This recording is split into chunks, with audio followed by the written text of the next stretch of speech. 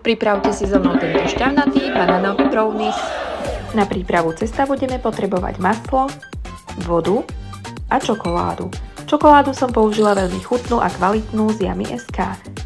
Rozpustíme vo vodnom horúcom kúpeli a odložíme stranou. V miske vyšľaháme vajíčka s práškovým cukrom do peny. Pridáme olej, kyslú smotanu a krátko prešľaháme.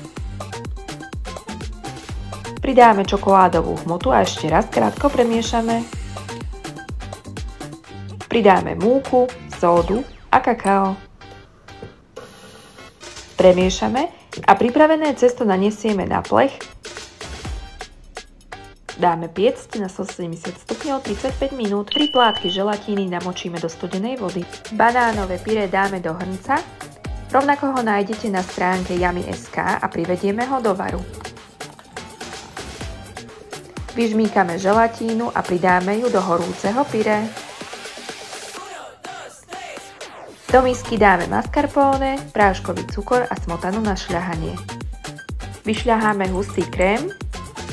Trochu krému odoberieme do horúceho pyré, premiešame a následne celé pyré pridáme do krému.